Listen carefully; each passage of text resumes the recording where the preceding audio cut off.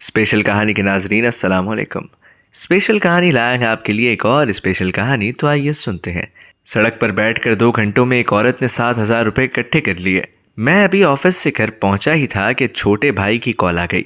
यार, एक औरत और 2 प्यारे से बच्चे यहाँ सड़क पर बैठकर मांग रहे हैं, बहुत मजबूर हैं बेचारे। खैर, मैं इमोशनल नहीं हुआ, लेकिन देखने के लिए उस जगह पर गया ताकि मालूम हो माजरा क्या है। वाकई मजबूर हैं तो मसला हल करेंगे। मैंने जाकर प्यार से सवाल पूछे तो जवाब मिला, मर्जी पूरा फैसलाबाद से आए हैं, घर का 7,000 रुपये किराया और 7,000 रुपये बिजली का बिल देना है। बच्चे दारे अरकम स्कूल में पढ़ते हैं। मैंने फैसलाबाद मैम साइमा शौकत को कॉल की। इस खातून से मुकम्मल एड्रेस पूछा तो नहीं बताया। ये तक नहीं जानती थी कि मरीज़ पूरा फैसलाबाद में किसी जगह है। इर्द गिर्द कौन से इलाके हैं, दारा अरकम स्कूल की फ़ीस कितनी है। मैंने कहा यही मसला है तो आप लोग अभी फैसलाबाद वापस जाएं, सुबह वहाँ पर ही आपका किराया और बिजली का बिल अदा कर दिया जाएगा। इसके अलावा भी आपको इजाफी रकम मिल जाएगी।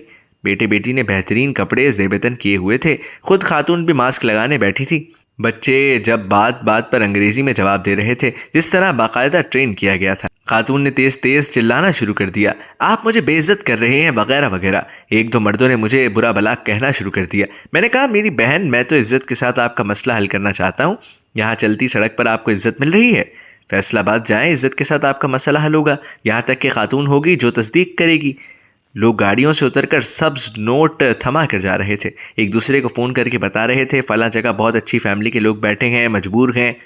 मेरा छोटा भाई भी नोट थमा चुका था। अपने 2 दोस्तों को कॉल करने के बाद मुझे भी कॉल की थी। 3-4 हज़ार तो मेरी मौजूदगी में ही इकट्ठे हो गए थे। एक शख्स ने 1,000 रुपये का नोट थमा कर कहा, मैं वेलफेयर का काम करता हूँ। मैंने कहा आपके पास लोगों की अमानतें होती हैं, तो क्या आप ये मालूम नहीं करते सामने वाला मुस्तहिक भी है या नहीं? कम से कम तस्दीक तो करें, कोशिश तो करें। जवाब मिला, मजबूर है तो इस तरह सड़क पर बैठी है। ऐसी बात है तो इस वक्त सारा पाकिस्तान तमाम सड़कें भरी पड़ी हैं, सब मजबूर हैं।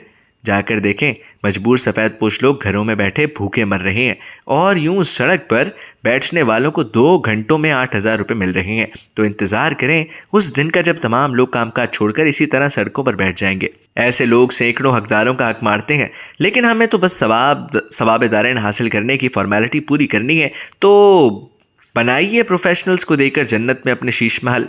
इस तरह हम अपने मुल्क में प्रोफेशनल्स मांगने वालों की हौसला अफजाई कर रहे हैं, और वो लोग जो मेहनत करके खा रहे हैं उनके साथ ज़्यादती कर रहे हैं। बेहतर तो ये है कि उन लोगों को सपोर्ट करें जो काम करते हैं, मगर आमदन कम, मसाइल ज़्यादा हैं, इन्हें उजरत ज़्यादा देते हैं। हमें मौत पड़ती है, मगर मांगने वाले की इमोशनल ब्लैकमेलिंग से हम सब्ज नोट खुशी से पकड़ा देते हैं। मिल गया सवाब, हो गया फ़र्ज पूरा। सलामत रहें।